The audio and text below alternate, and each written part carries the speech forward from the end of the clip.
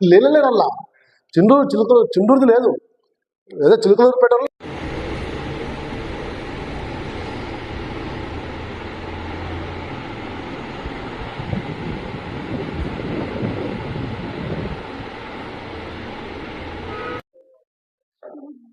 Cinema 23 తొందరలో రాబోతా ఉంది. ఈ సినిమా ఉమ్మడి ఆంధ్రప్రదేశ్లో 3 ప్రధాన ఘటనలపైన సినిమా తీయడం జరిగింది.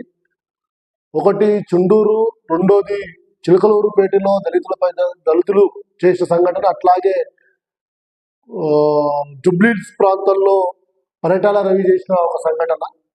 ఈ 3 సంఘటనలు చుండూరులో జరిగిన దళితుల భూములను ఆక్రమించడానికి అగ్రవర్ణాలు ప్రయత్నం చేసి దళితులు అడ్డుకున్నందుకు అక్కడ ఉన్న దళితులు మొత్తం కూడా ఊచకోత కోశారు. వాళ్ళందరూ కూడా జైళ్ళకి వెళ్ళారు. అగ్రవర్ణాలు అరెస్ట్ చేస్తే వాళ్ళకు బెయిల్లు వచ్చినాయి, సప్పర్తో మీద బయట తిరుగుతూ ఉన్నారు.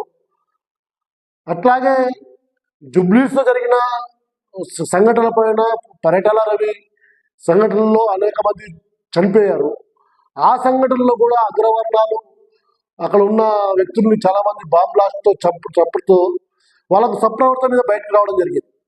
కానీ చిలకలూరుపేటలో సామాజిక వర్గాలు, ఒక దళితులు, వాళ్ళు అక్కడ వాళ్ళపై జరుగుతున్న సంఘటనలు భరించలేక, వాళ్ళు మీద జరుగుతున్న దాడులు భరించలేక దాని నుండి ఆత్మరక్షణ కోసం బస్సుపై దాడి చేశారు. ఆ దాడి సంఘటనలో వాళ్ళంతా అనేక మంది చిలకలూరుపేటలో ఉన్న దళితులు మొత్తం ఇప్పటికి కూడా జైళ్లలో మలుగుతూ ఉన్నారు. అలాంటి సంఘటనల పైన ఈ చిత్రం తీసిరు. అంటే అగ్రవర్ణాలకు ఒక సంఘటన, ఈ దేశంలో న్యాయం జరుగుతూ ఉంది, అగ్రవర్ణాలకు పేదవాళ్ళందరికీ ఒక సంఘటన జరుగుతూ ఉంది.